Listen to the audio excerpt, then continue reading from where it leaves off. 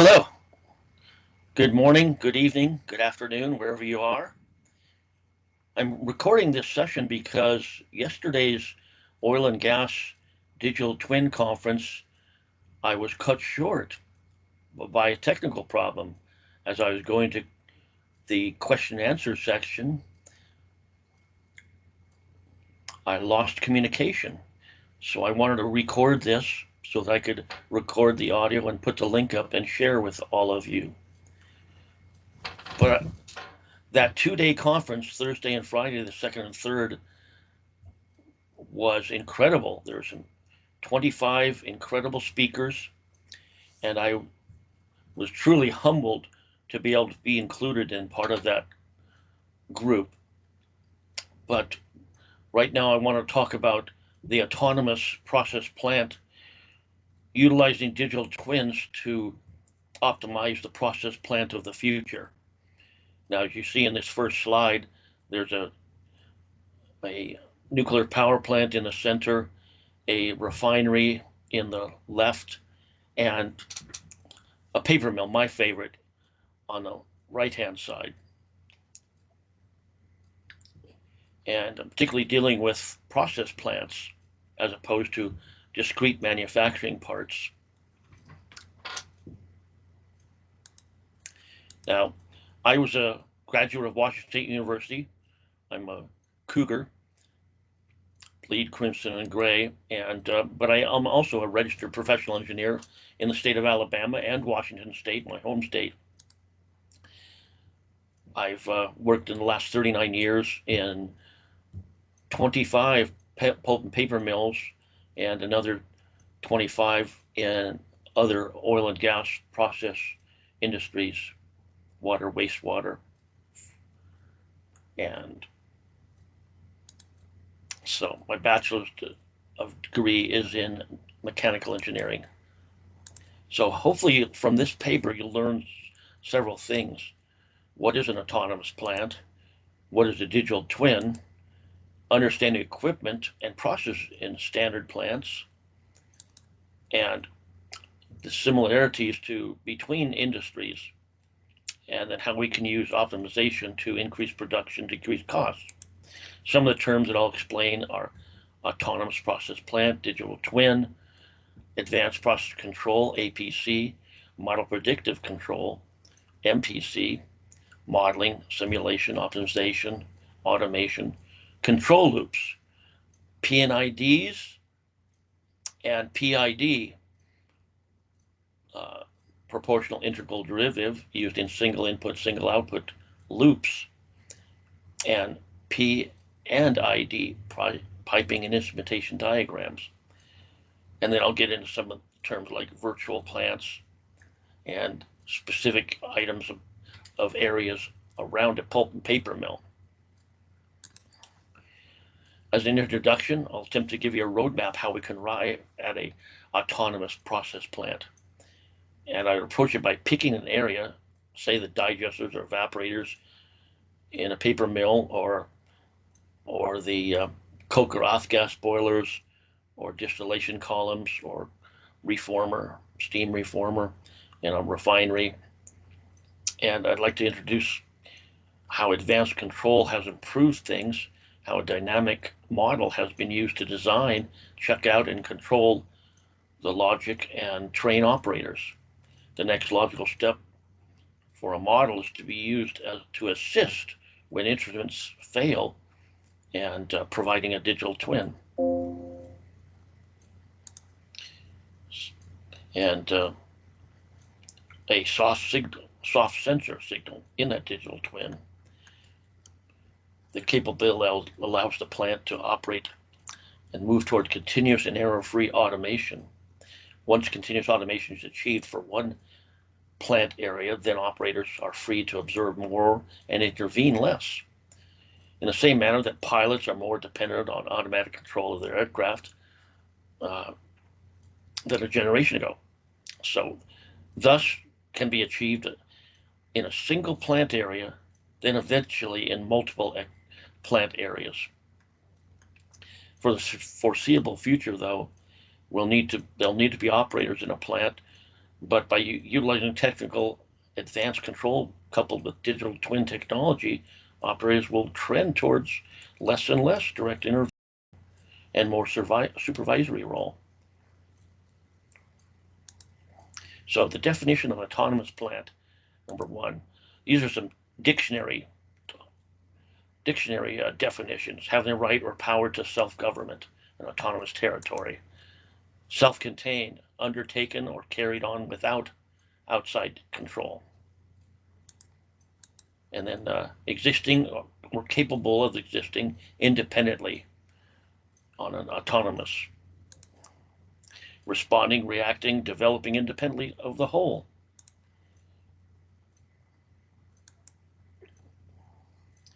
of or related to marked autonomy; and acting independently or having the freedom to do so.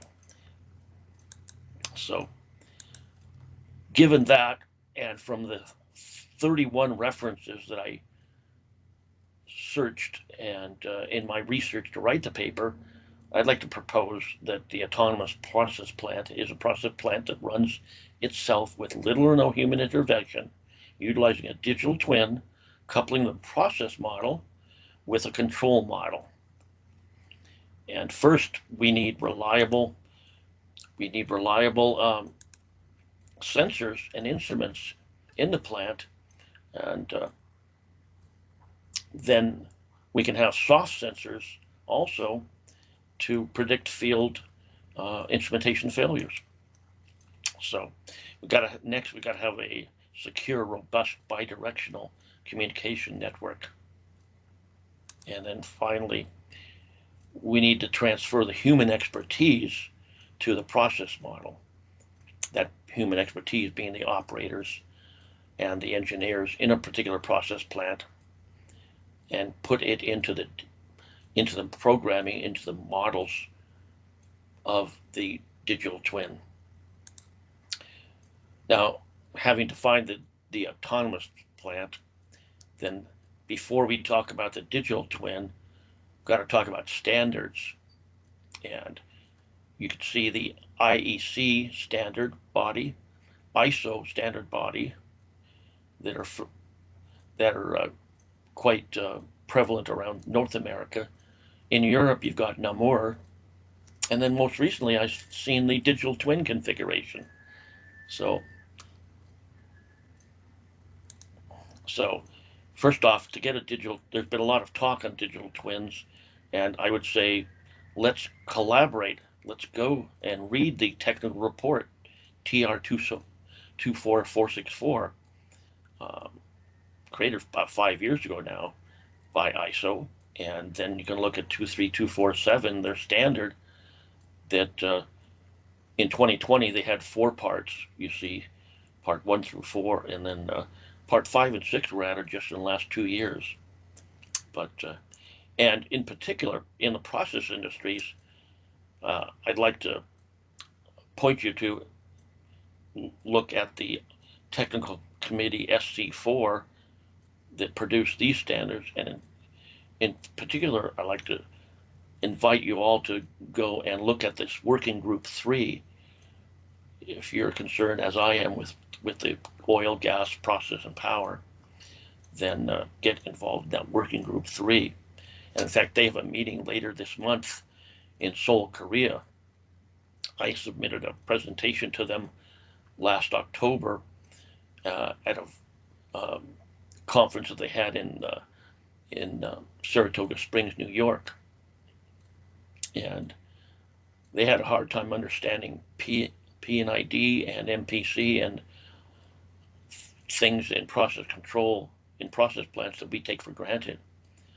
So moving on to the IEC standard, there's also many ISA standards are adopted here in North America by IEC.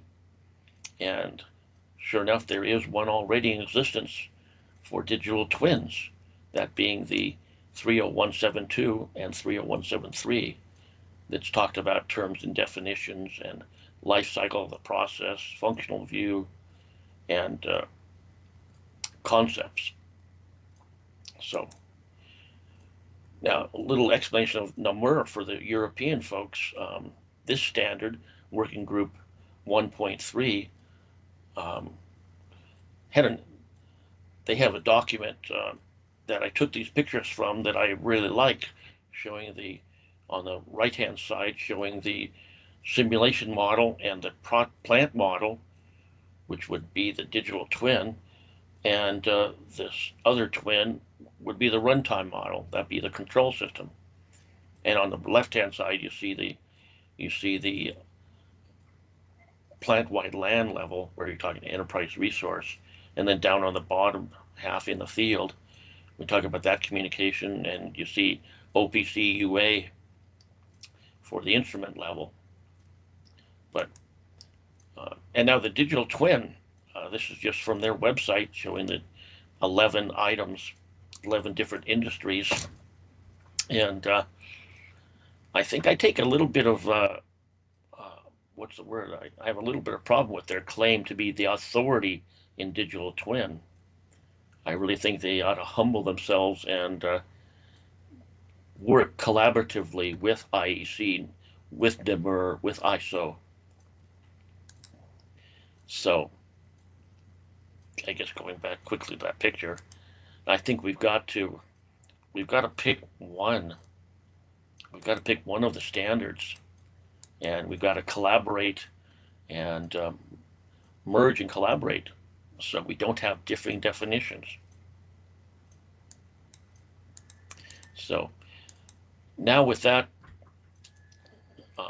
let's go with a definition here, and I'll try to explain several plant operations within a typical plant, and to reveal the readiness of the industry to start moving toward autonomy. And I think the incentive to be more what's the word? More productive and more efficient, and increase costs, or reduce costs and increase production rate, should be enough incentive for industry to do that. But we've got to solve several problems first before we can do that. So again, the digital twin, the virtual plant, can provide an autonomous plant of the future, and certainly it's part of Industry 4.0. In fact, you can find surveys done by Yokogawa and Schneider and others to say that they're what they've found as a current autonomous operations. Personally, to write this paper, I was looking at several mega paper mills around the world that claim to be autonomous, and certain paper mills in Chile and Southeast Asia and Indonesia that were 4 times the size of paper mills here in North America. And you've got the Brazilian or the Chilean mill by Arauco. They call it their MAPA project. They claim to be autonomous. Similarly, Sun Paper. I'm sure we can find several refineries that would claim to be autonomous mill.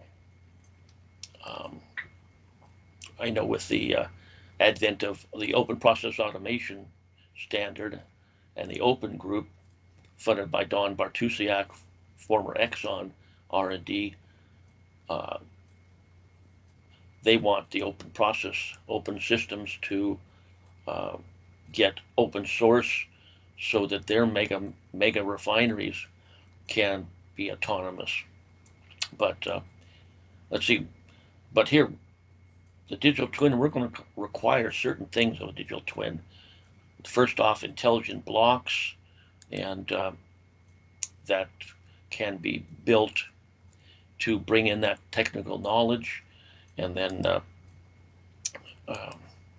second, we need to have a cross-reference database between the DCS, the control system, and the twin, so that the operators can use the digital twin tags as training, and then they'll be using the same operator interface and the same tags, so it'll be a familiar.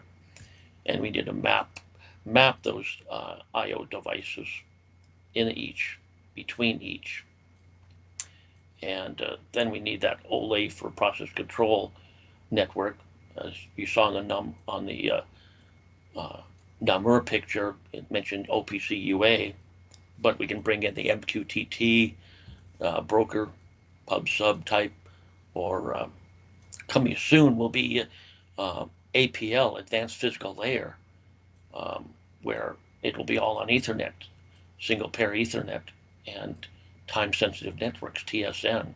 So look for APL. And let's see, lost my train of thought there, but clearly the virtual plant has changed how we can design processes, either greenfield or brownfield. Now, the digital twin could also utilize model predictive control instead of PID. A little backstory of MPC, PID, when to use. In any process plant, there'll be thousands of loops, and 80% of those loops can be controlled by PID, single input, single output, and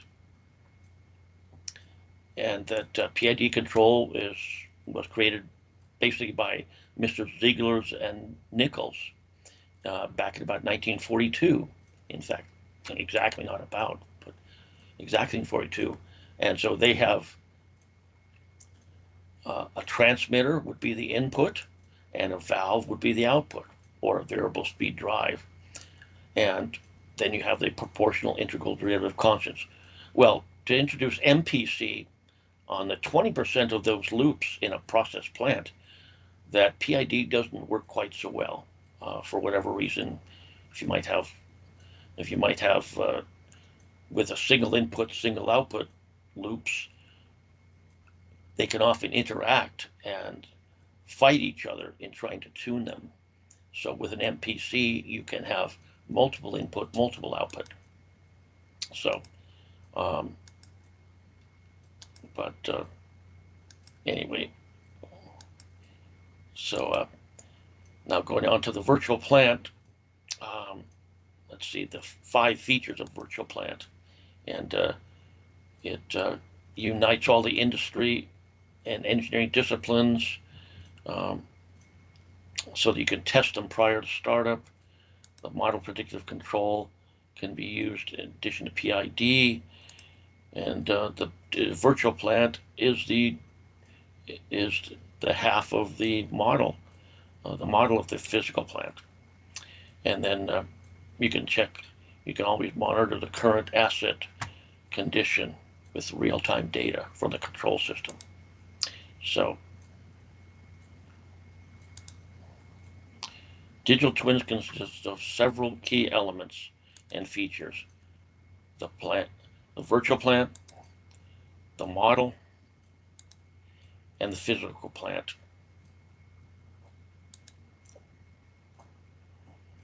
So we can use the two combined to prevent downtime, reduce maintenance, and increase production.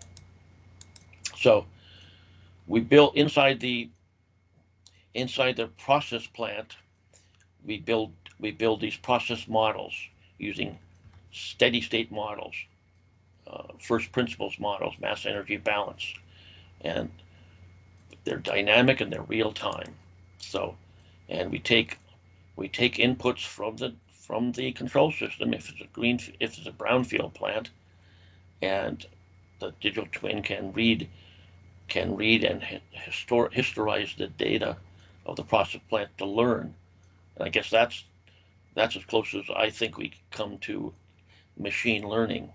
You know, we've been doing machine learning for 30 years, when we've had fuzzy logic where we had to create rules, or neural networks rather, where we had rules, and then fuzzy logic as well, where we had to have learning phases and model identifying stages, where the model could teach itself from past history. So again, these real-time models are just subsets of the dynamic process model, and hopefully, if they are real-time, then they can converge to the actual process. We've got to get that convergence so that there's no error in the model in comparison to the real process. So again, we use five ways to create these models: steady state and transient ID in nonlinear and noisy processes. And training operators.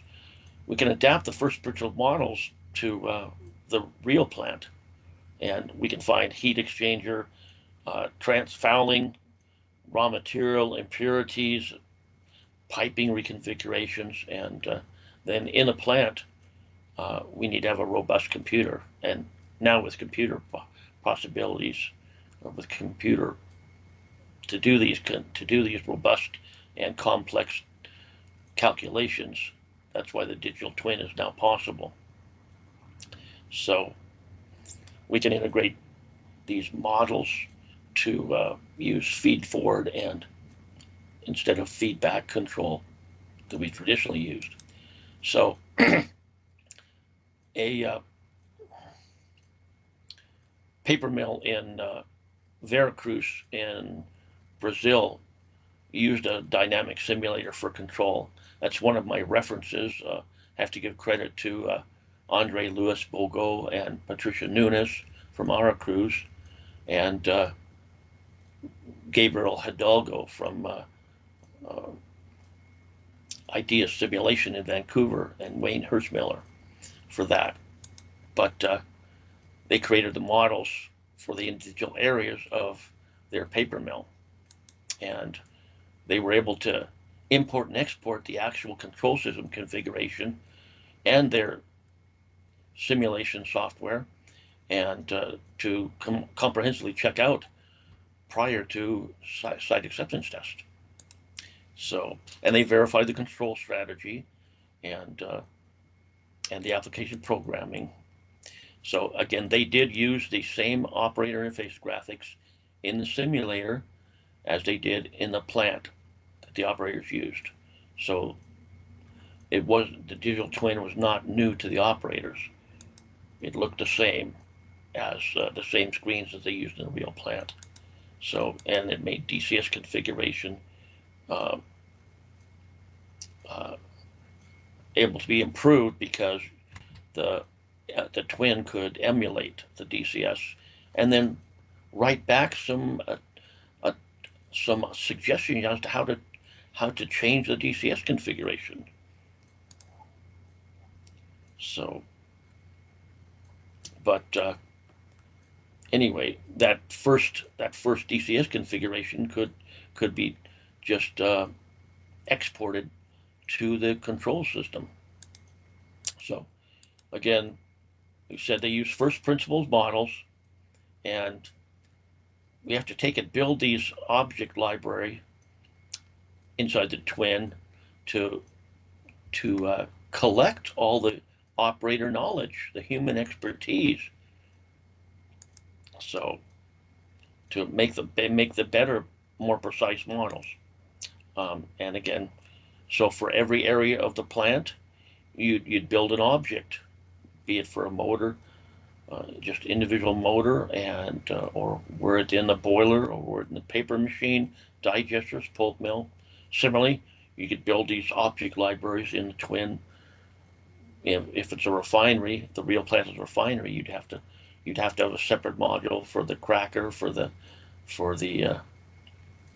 coke or off gas boiler, and for the steam methane reformer, or whatever. But we build that human expertise into these models and have an object library. So I guess map the I/O between the real plant and the twin, and then basically, if we build a digital twin first in a greenfield process plant, then you can just export that digital twin database and import it directly into the DCS, same tags, and get that cross-reference database. So then the modeler, the person that builds the digital twin model, process model, can talk and communicate, work directly with the DCS configurator, and to assure that everything is built correctly.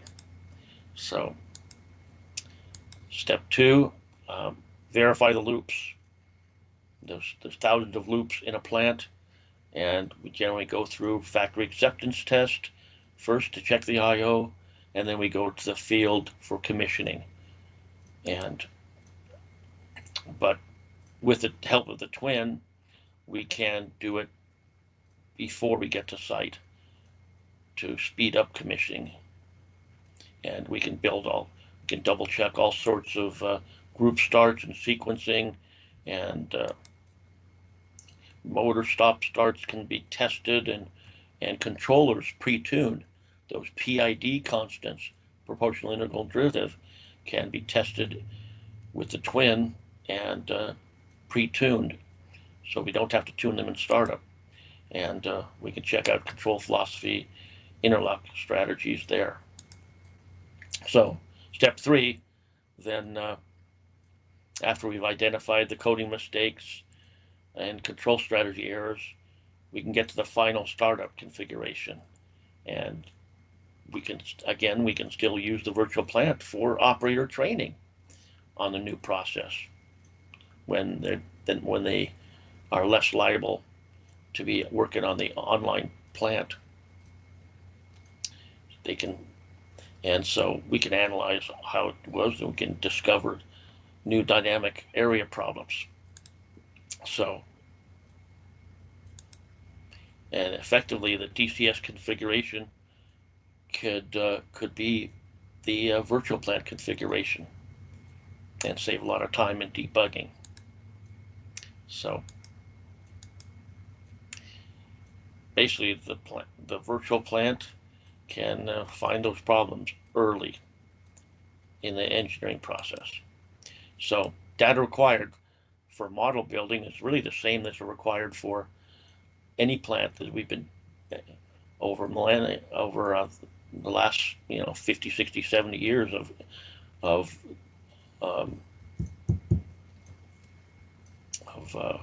Industry 4.0, back in the 2.0 stage.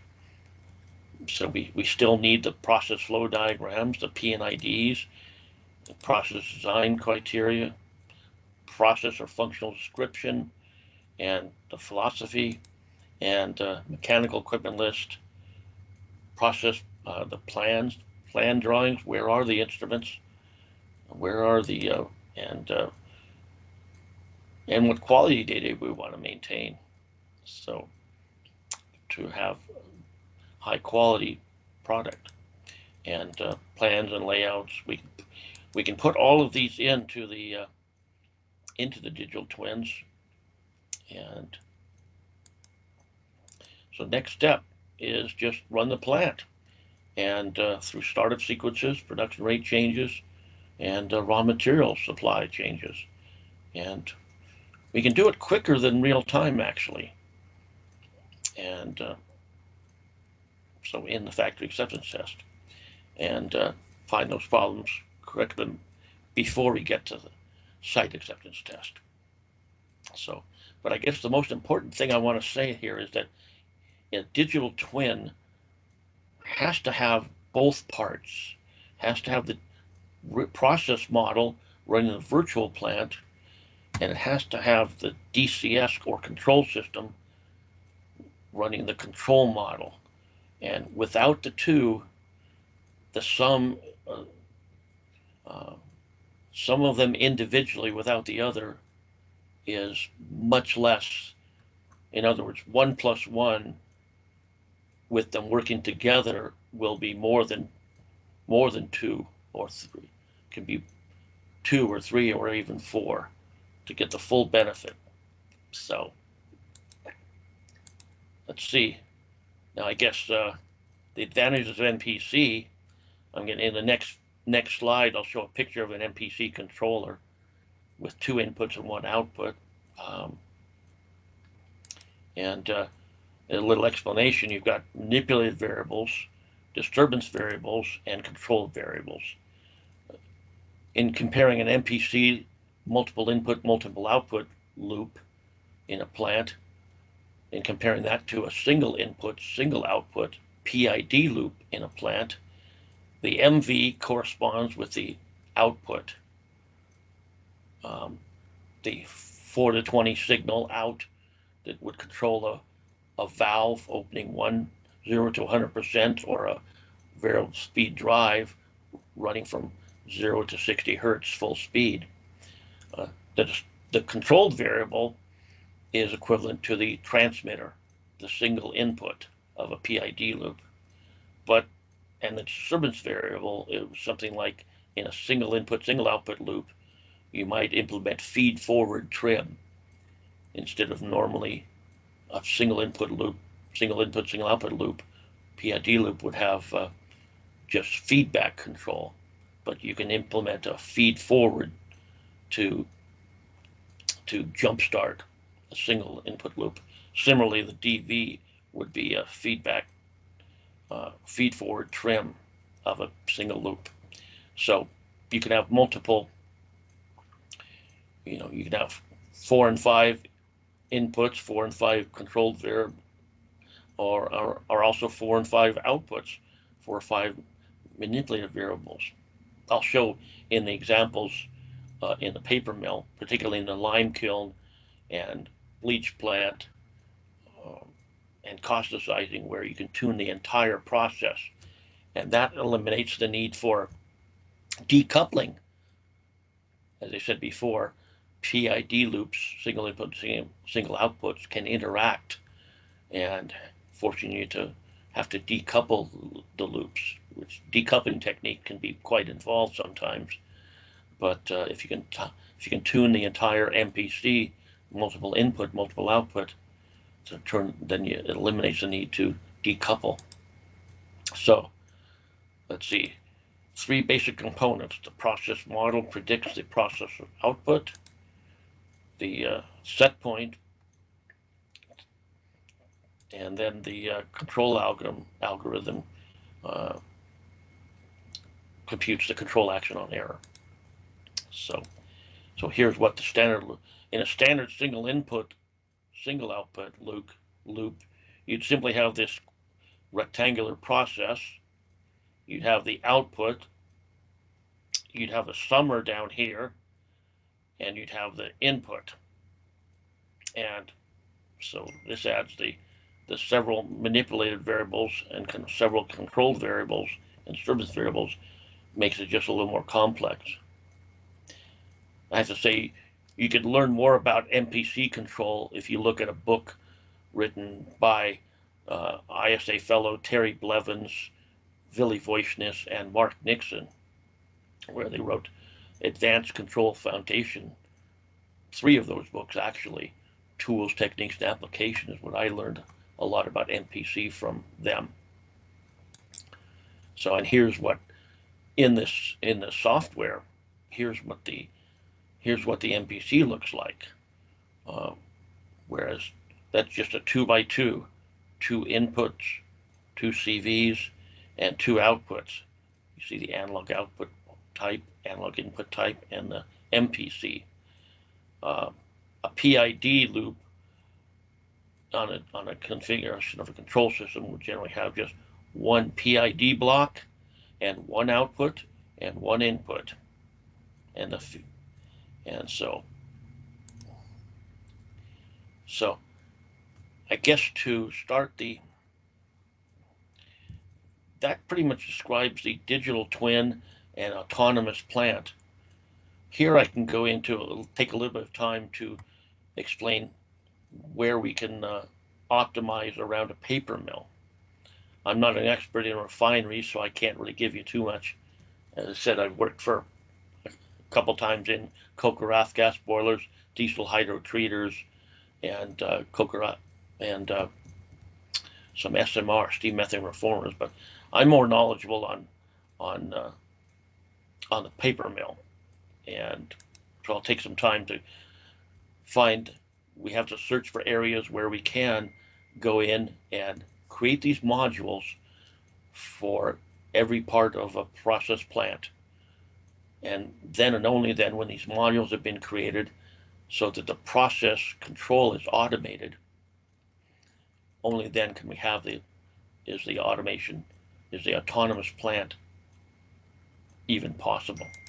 So, careers have been spent, textbooks have been written on pulp and paper plants. The Smook Handbook for Pulp and Paper Technology and the John Levine Instrumentation Applications of Pulp and Paper were two textbooks that I learned a lot from for the pulp and paper industry. But bottom line, we're looking for ways we can optimize the plant, and energy savings, chemical savings, and increases in production rate. So a standard paper mill has a wood yard where raw logs are brought in, they're chipped, and then they go to the digester. It can either be batch or continuous. And then after it comes out of the digester, it goes to the washer, and brown stock washer, to remove some of the lignin that is from the wood. It's used to hold the fibers together inside the tree, and so we're trying to, after the digesting process where the wood fiber is exploded, then we are trying to clean it up, because if we want white tissue to put on little Johnny or Janie's diaper, then we want it to be white. We want white coffee filters. We want white tow that pulp is made from for the people that still smoke.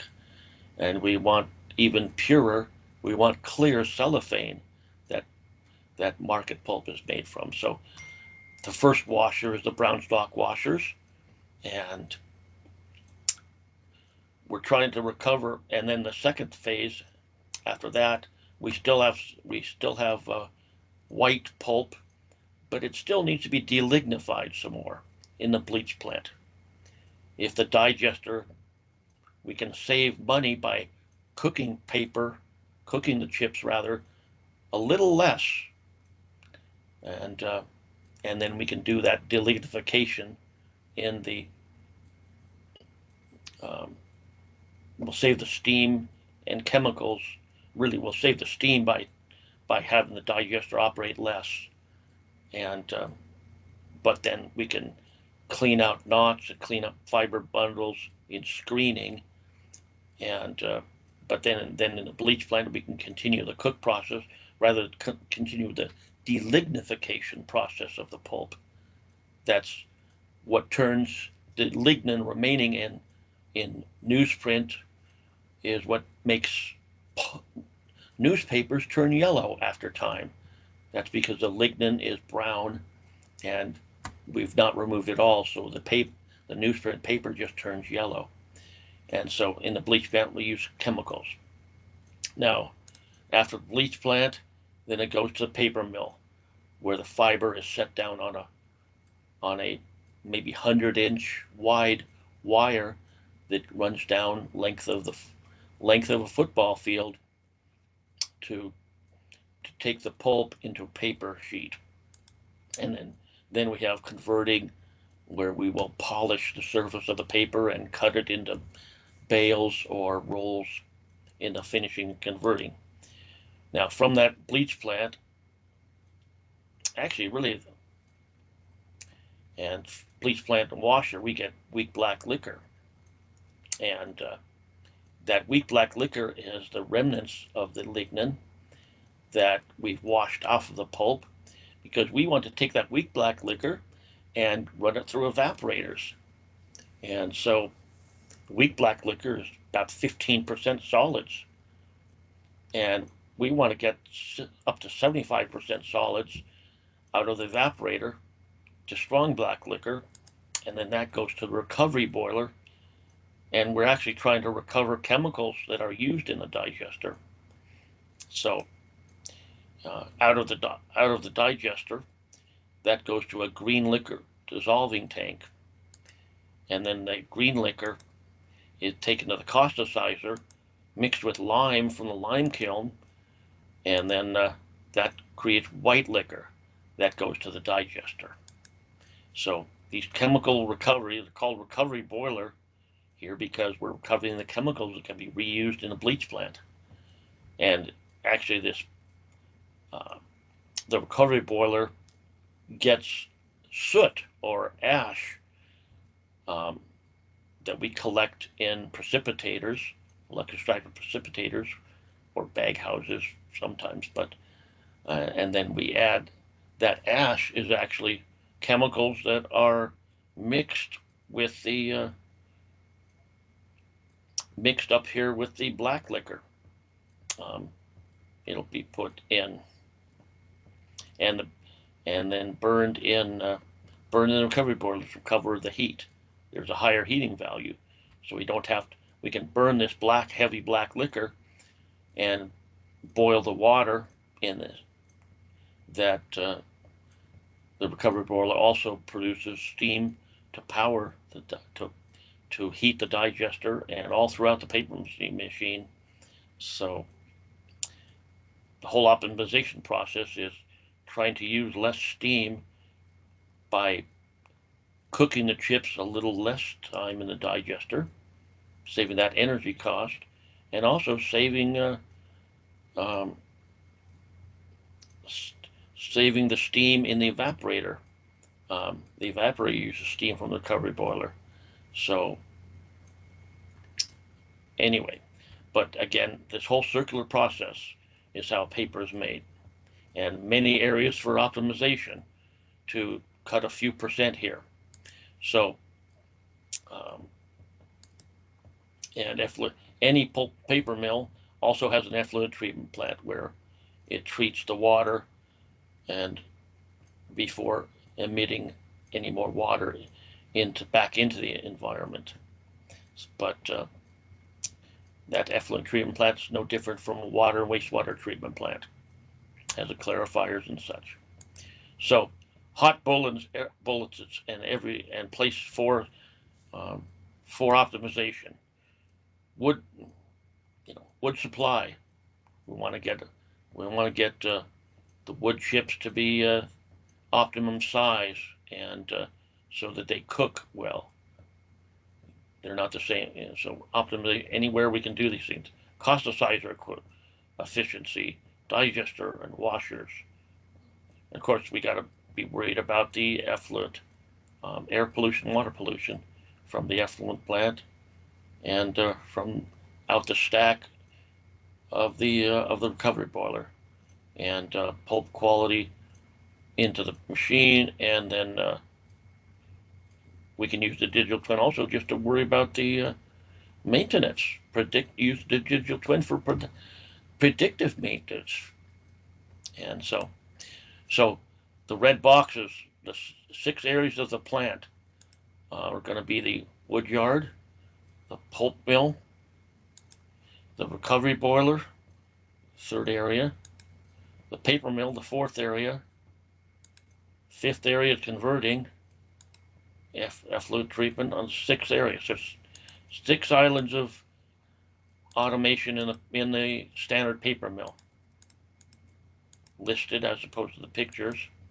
So a few examples: recovery boiler soot blowing and black liquor evaporators. Again, if we can use the digital twin to build models of soot blowing, smart soot blowing. Now soot blowers are used to blow that ash that can deposit on the tubes of a boiler, and any boiler has some ash, unless you get a natural gas that that has just carbon, hydrogen, oxygen. But any other plant that burns something, coal, coal will have a lot of, all the boilers will have soot blowers to blow that ash. And then in the evaporators, again, as I said, it's trying to most efficiently evaporate the water from 15% to 75% solids of that liquor. Costicizer, if we can speed the reaction and complete the reaction of creating the white liquor. And then the batch and continuous digesters. If we can squeeze a couple batches out of a batch digester series in a day, then that's savings. Screen and refining if we take less time in the digester, then we'll have to remove knots with screens, and we'll have to refine to shorten the fibers a little bit.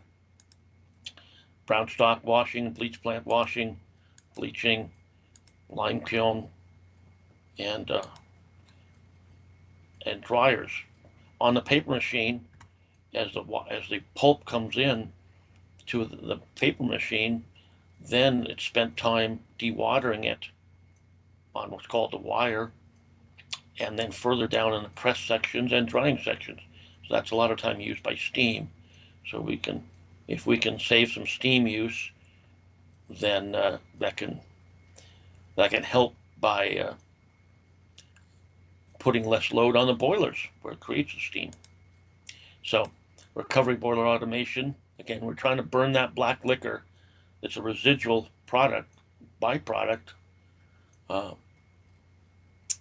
to compensate for changes in the boiler. And bottom line, all kinds of areas where we can have improved the green liquor oxidation reduction, reducing sulfur, actually minimize fouling and reduce emissions. Here's a standard. This could be a digital twin or a DCS graphic showing the boiler and the incoming precipitators and ash handling, burning the black liquor here. At the bottom of the boiler, the smelt bed, making the green liquor. So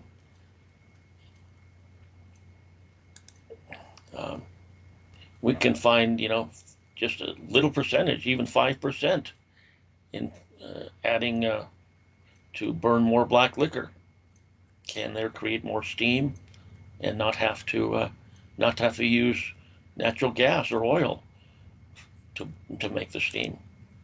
And then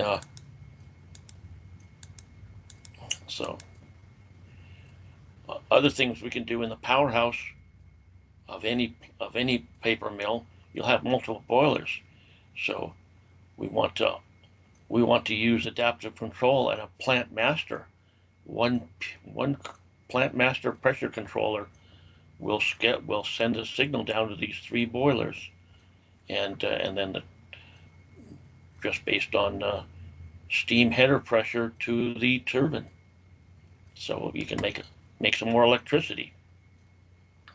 And then we have the steam makedown process to go to paper machine or general steam, soot blowers, or just plant steam. So recovery boiler operation, there's usually about 50 of these soot blowers on a typical boiler to blow that ash off the combustion gases.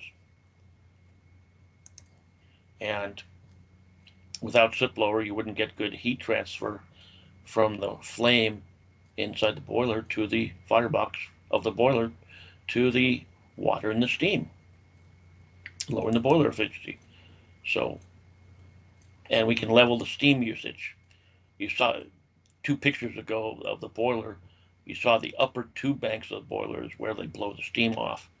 So we'll individually have different sequences to not blow every part of the boiler. And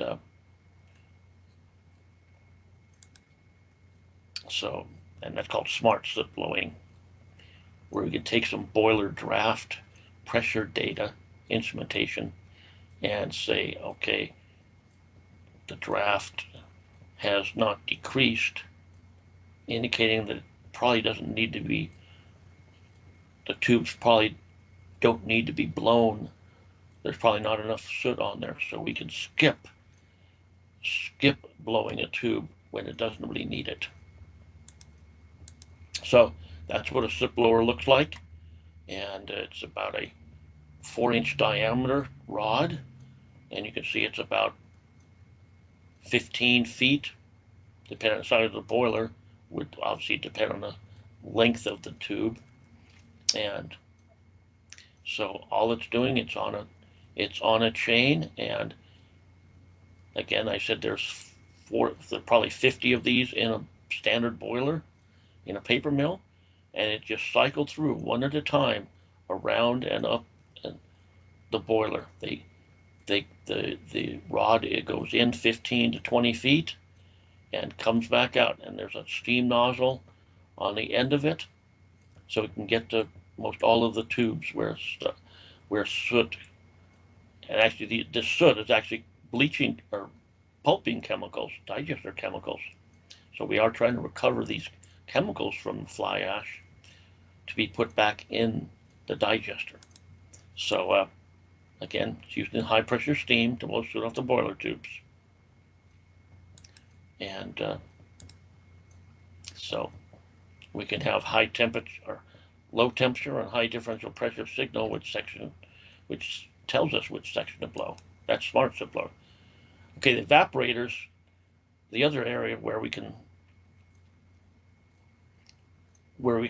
find ways to optimize the plant is that black liquor is concentrated from 15 to 75%, and so these are either they could be a shell and tube heat exchanger, or they could be a falling film. This one's probably a falling film evaporator, or they can be packed with a medium, and so they're operated because of the chemistry involved in boiling point reduction. They're operated at a vacuum, and so, but the shell and tubes and the films can get fouled, and so if we can determine from the digital twin, we can build a digital twin model that, and the DCS also can read the process data and determine that if the temperature is decreasing, then that can indicate that probably there is fouling in there, and they generally have we generally have to do what's called a boil out with steam to clean the fouling off of these tubes. And so if we can predict by reading the real data when to do a boil out, and then that's another area for savings. So here's what a sample P&ID would look like, sample graphic actually, come to think of it, and it could be on the DCS or digital twin. And again, I'll point to a specific application in the Advanced Control Foundation book by Blevins on how they actually built a simulation model for that. And I clicked the button too much. Here's another DCS graphic, and same thing, but again, the DCS graphic could be identical to the digital twin graphic. And then the full automation of it, showing set points and basically showing some trending of the pressure, temperature, and production rate. Now, I clicked that too many times. No, I guess I didn't. 44. The next area we can have control, And a real good case in a cost sizer and slaker. That's where they take the green liquor from the bottom of the recovery boiler, mix it with the lime, and then here on the slaker they're adding lime from lime storage or reburned lime, and mixing with the green liquor in a slaker, and then the causticizers they're letting it get in the reaction to where they're making the calcium oxide. And so it's a good case for a MPC, multiple input, multiple output, where it can use conductivity as the input, control variable. The green liquor and lime feeder, variable speed drives, then can be the MVs. So that looks like that'd be just a 2-to-1. Let's see, got a disturbance variable, could be the production rate through. And to be that would again be like the master controller in that boiler. So here's another case. We can optimize the causticizer by using new sensors instead of conductivity. We've been using nuclear gauges to better determine the reaction completeness in the causticizer. So again, if we can get this reaction clean further in a shorter time, then we can save a lot of money by having better production rate. And like I said, instead of conductivity meters, we use nuclear gauges. And so big chemical savings here. So here's another DCS graphic from a different vendor, showing the slakers, causticizer, and the filters, lime mud storage. Again, and it's showing the multiple input, the MPC inputs, either nuclear or conductivity, and then the two feeders. And if we can control, operators have got to be have got to try to get just control via production rate, and having the production rate control it, so the operator shouldn't ever have to touch the pump or lime feeder. So, and again, we want to use the digital twin to discourage the operators from intervening and letting the plant, and thereby enabling the mill to run as autonomously as it can. So another area for expertise, for optimization, big area is in the digesters, and that's where you take wood chips, put in these chemicals, and either batch or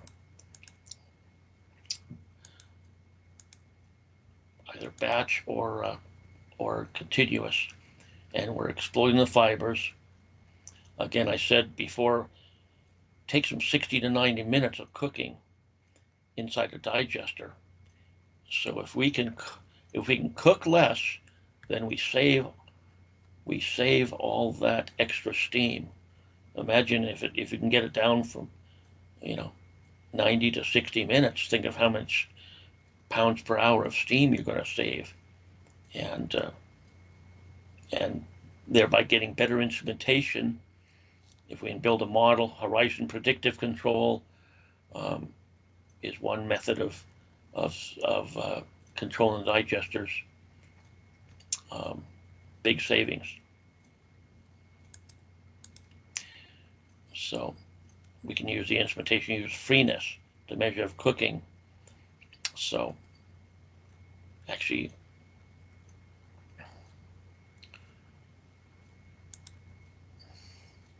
and there's an operator graphic, and So, but all sorts of ways to save. We can reduce the white liquor usage. We can have better, we can have, if we have better chip quality from the wood yard. In other words, we can go into chip classification. We want homogeneous sized chips, because then if you have big chips and small chips, it's just like we're just cooking it, and we're cooking the chips with steam. And just like if you have a big steak and a little tiny petite steak, it takes less time to cook. And if you have a bunch of petite steak, if you have a bunch of chip sizes different, then you can't get a consistent cook level. So those are areas of chemical costs, or just steam costs rather. So now here's another DCS graphic here. The graphic that's a continuous digester, and showing production rate control on the right hand side. So again, cook a little less. Brown board will require less cooking than white bleach pulp. So, and batch digesters, a lot can be saved. There's a paper done by Georgia Pacific on batch digester house scheduler, where they have their 12 9 digesters, 9 batch digesters, and if you can just squeeze a couple more batches a day instead of 20 batches in a day, if you can get 22, then that's production rate. So it also levels the steam use and steam demand from the boiler. So all these things come into mind. The brown stock washer, another area. Again, we've got this digested, cooked, screened, and perhaps refined. The refiners are rotating plates that if you cook less, then you'll still need to put them in. You can use hot stock refining, and then so you cook less, you save the steam to cook them, but you still need to process them some more. So again, we're washing the pulp from the digester into the washed high density chest. These chests are probably 70 feet tall, and then these tanks are probably 30 feet tall, and these rotating drum washers. So if we can, we're trying to remove that lignin, the glue that binds the fibers together inside the tree. And, again, I said, if we can just if we can use less water to wash, then that will mean that we won't have as much water mixed in with that lignin. And so the idea here, we're trying to recover these organic, inorganic cooking chemicals from that green liquor filtrate. So it's a whole idea, many areas for savings, mostly energy and steam savings.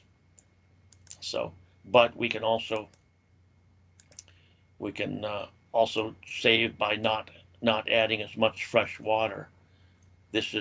We only add the fresh water here on the left. The dirty pulp comes in on the left here, and we'll use some filtrate to wash it.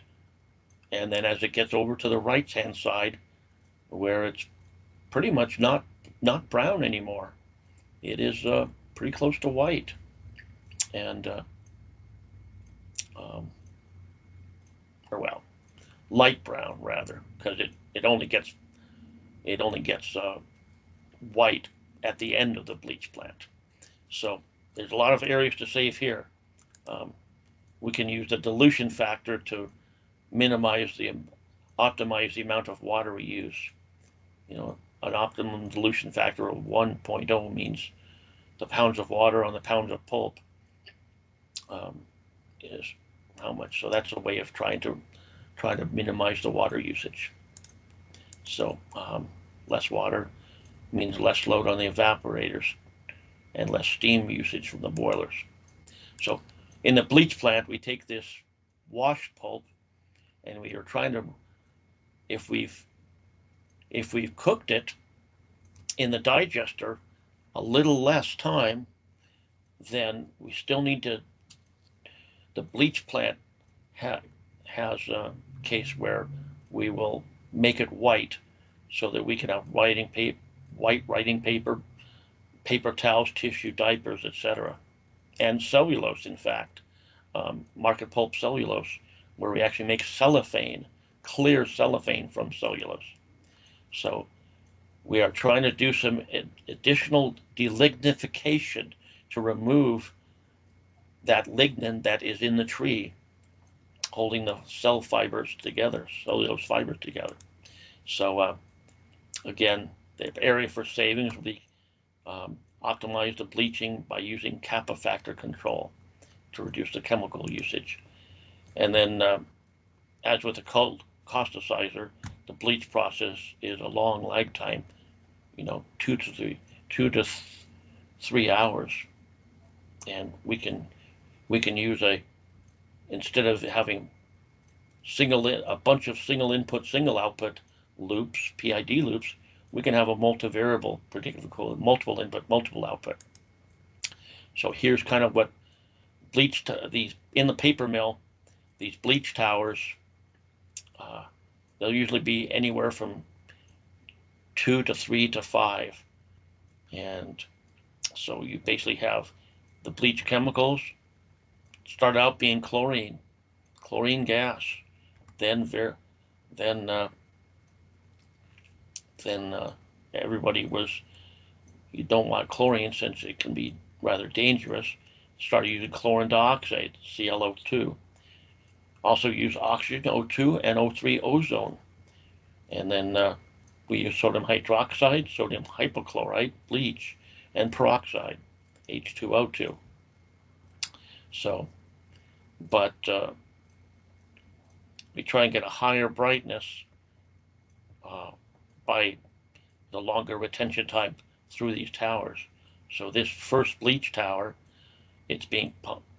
The stock pump is being pumped in from the bottom, and you're adding the bleach chemicals by injecting it in here, and then then the stock is going hypothetically in a plug flow, and we can track how long it takes. This bleach powder then we have a brightness analyzer, AT, at the top. And so here's a good case for an MPC, where we'll take all these multiple inputs and controlling the entire process. So how many inputs is that? 1 CV is the brightness, and then the MVs are the flow valve of the chemicals, and an FT is another CV. The valve FV here for the bleach chemical is one manipulated variable. This variable speed drive is second manipulated variable. So, and this is shown in process. It comes into say the two towers, the chlorine dioxide, the first stage, and we can make it multivariable. So how many is this? You see, they generally call them there generally will be at least a 3-stage tower. There'll be a D1, a DO tower, the EOP tower, and then here the D1 tower.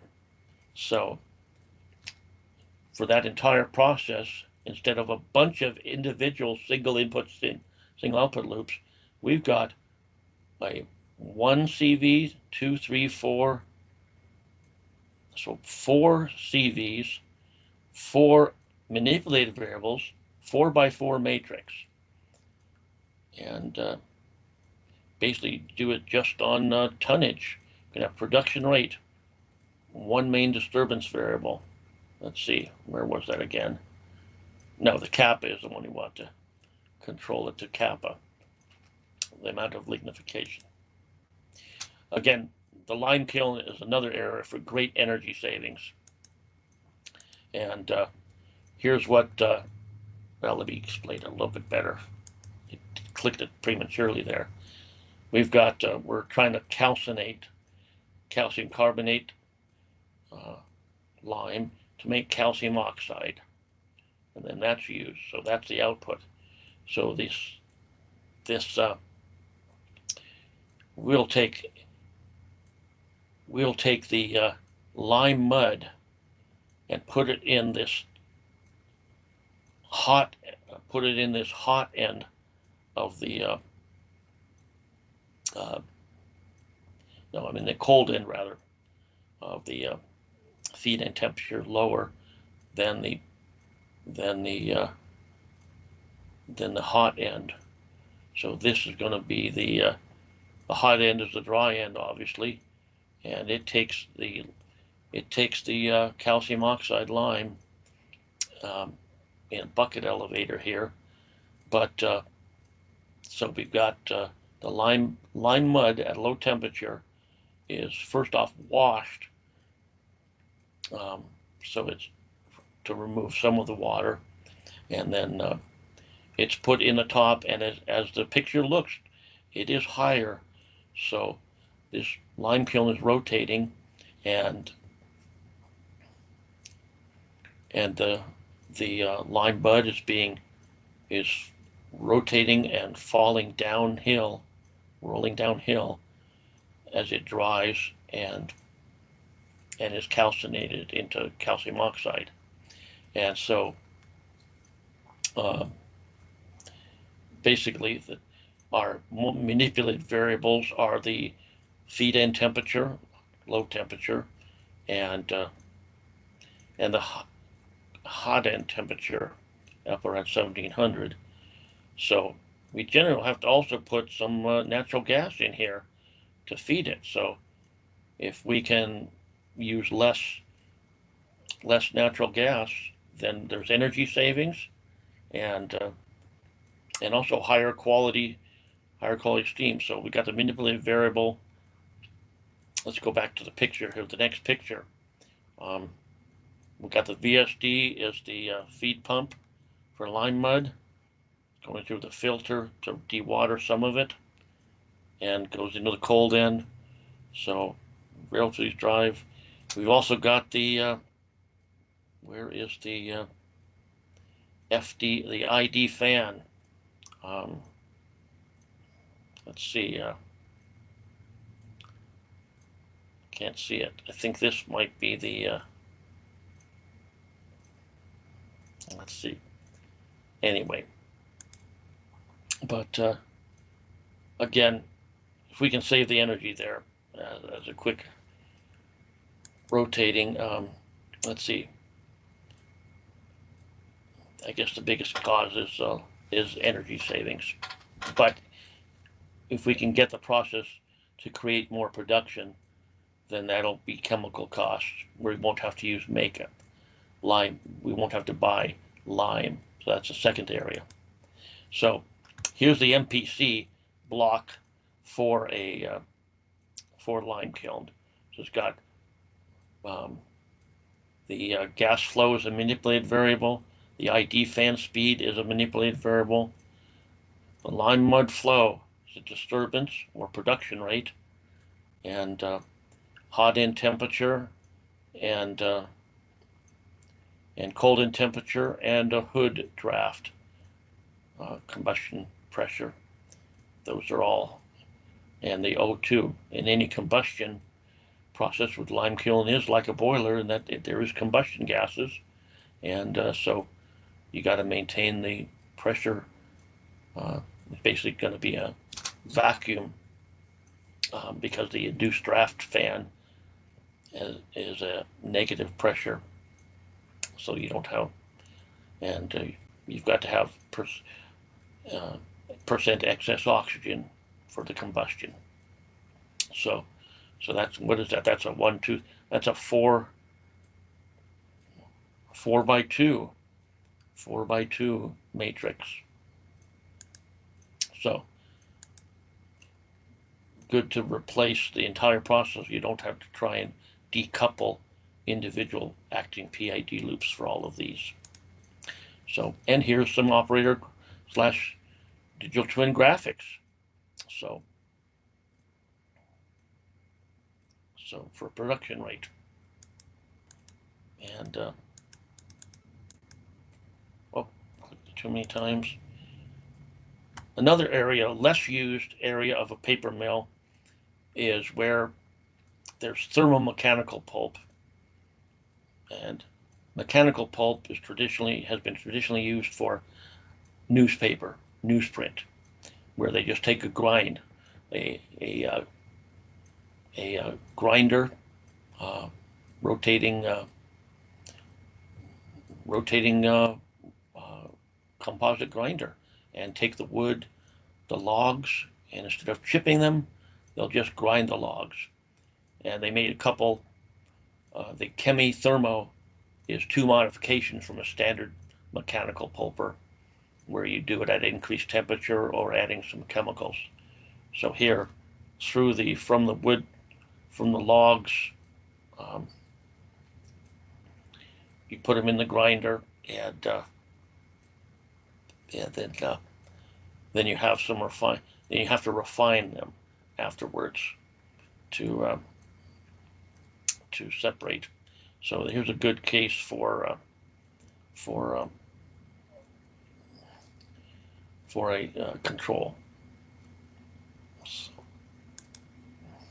control of those refiners.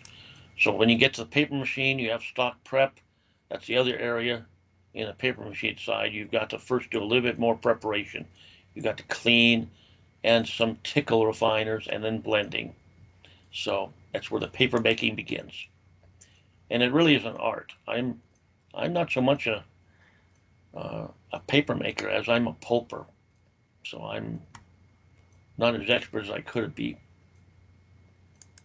Again, the tickle refiners, unlike the hot stock refiners out of the digester, is made to brush the fibers so that you get better bonding of the fibers on the Fourdrinier wire. And then blending hardwood and softwood. So we've got several areas where we can, in all of these bullets, we can find ways we can achieve better optical properties, brightness, what have you, strength, and curl. And so, but in the paper machine, every paper machine will pretty much will have a two different vendors, 2 different brands of paper sheet scanner, as it and as the paper sheet is probably maybe 200, that might be 20 feet. What's called cross direction. And in paper making, there's machine direction going 100 yards down from the wet end to the dry end, where it's stock on the wet end added to the Fourdrinier wire, and then it's dewatered with vacuum, and then goes to the press section to further dewater, and the dryers to. So but in the cross direction rather, 120 inches or 200 inches maybe, the sheet is being pulled through these 2 upper and lower. It's easier to see on the left-hand picture because the gap between the two white boxes, these two the sensors are in the two boxes, and so they are scanning in the cross direction from one side to the other, and they've got the sensors that are determined to three basic variables on the paper sheet. That's basis weight of paper, tissue being very low basis weight, and cardboard, liner board being very high basis weight, the moisture, and the caliper, the thickness. So the three main properties. So these C-frame scanners, as they're called, can bring whole new algorithms in. So, but we can still use the digital twin to make a model to optimize the C-frame scanner to better calculate the highest properties of this. And so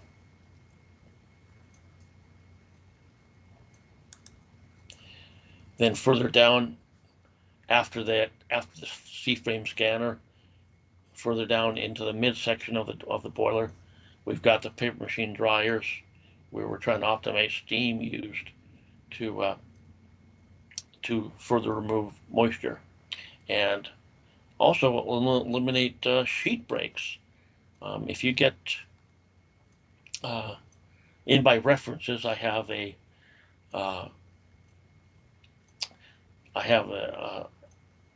example of where they're using cameras to look at the web, as it's called, web inspection, to where they can see if they might have a sheet break, or see if they might have a hole, or where a knot was in the machine. Hopefully this cleaning and screening in the stock prep and the early screening after the washers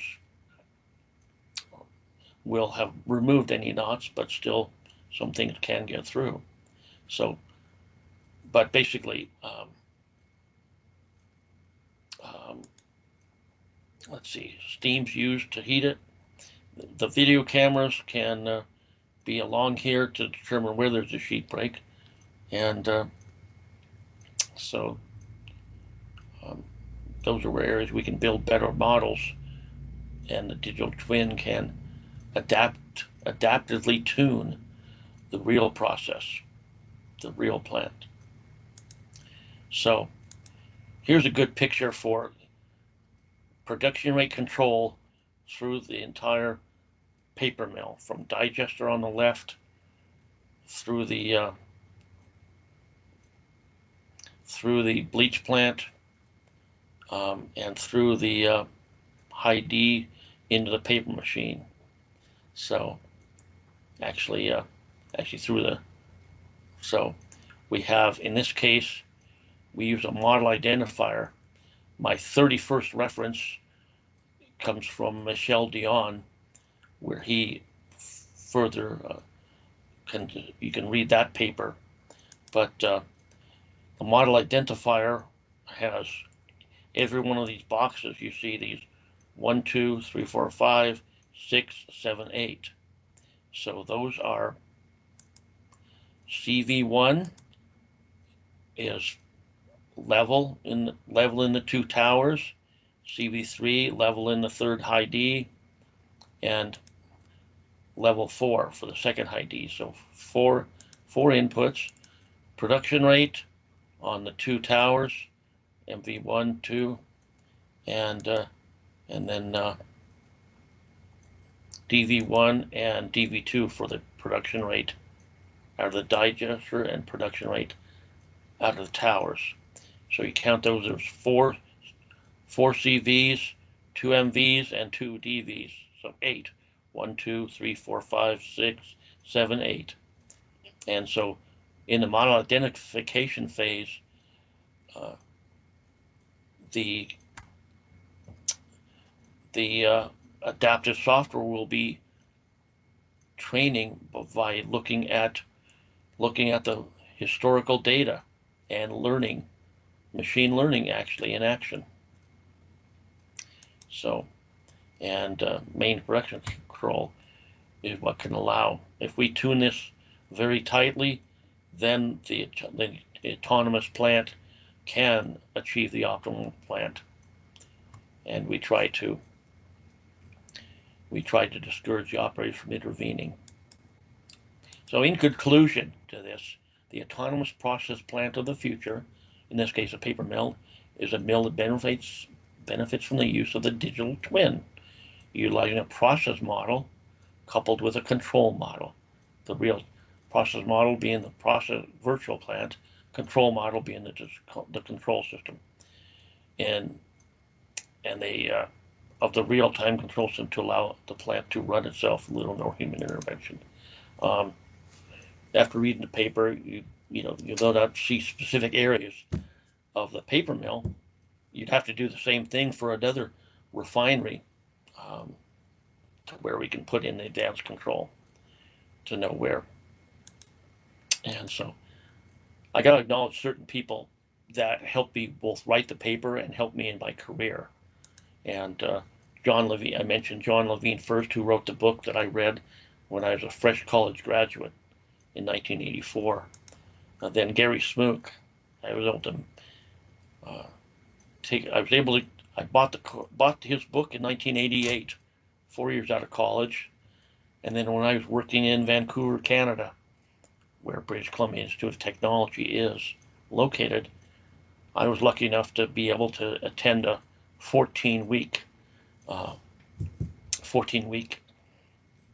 course where Mr. Smook's subordinate came to teach that course. And then my friend Matt McGarry, when I worked in Vancouver, and we were part of a team building 3 greenfield paper mills, Daishawa and Alberta Pacific in Alberta, and Arauco and Celpac in Chile. Matt was actually using simulation software. I gave him the DCS configuration, and we had a Bailey Infinity console in our office. He had his simulation software, and I was giving him the Bailey code and programming the graphics so that he could build a simulator. So in fact, it was in the boiler house, a steam accumulator. So that was in 1990. And I picked his brain quite a bit. He has shifted over to the mining industry. His industry of love is the mining. And so picked his brain to write this paper. And Greg McMillan, an Automation Hall of Fame member, an ISA fellow, and a excellent model builder. And the last two being Steve and Rick Van Fleet, who they're two of the brightest pulp and paper minds I've ever met. In fact, I did not even want to write this paper in 2021. I had successfully nominated Rick for his ISA fellow. We had worked together for the last 35 years at 5 different companies. And I said, now that you've got your fellow, quoting the Bible, to those whom much is given, much is expected. So write the paper. Well, he missed an abstract, and I put in the abstract. He missed a draft deadline. I put the draft in. And when it came to the final paper, he said, well, why don't you finish writing it? So, but two of the sharpest pulp and paper minds I've ever met. And finally, saving the best for last, my dad, Gary, who only worked for one company his entire life, a company, let me say, Brand W. And by his working for the one company, I was given summer jobs as a union laborer in the powerhouse in the recovery boiler for that company W, and allowed me to pay for my college. In fact, he gave, when I was 8 years old, he gave me a jar of black liquor, a jar of bleach stock slurry, a baggie full of wood chips, a piece of liner board, and a glossy picture of the pulp making process where I could teach my third graders how paper was made, which I guess when I was 8 years old, that was a, who knew what would happen, Brad Carlberg 2.0. So let's see, any questions? I can be reached at this cell phone, an iPhone. Guess I really don't have that many zeros. Put 3 extra zeros on the end of that, and or my email address, or a link to this paper is right here, which can be found on the projects tab of bsc-engineering.com. So you can, as this was a reference, as this paper writing was a whole lot of research for me, you can go ahead and look at all these 31 references and to learn about yourselves, to learn more about digital twins and the pulp and paper process. So thank you very much. Perhaps we can do a Teams meeting where you can view this presentation in its entirety.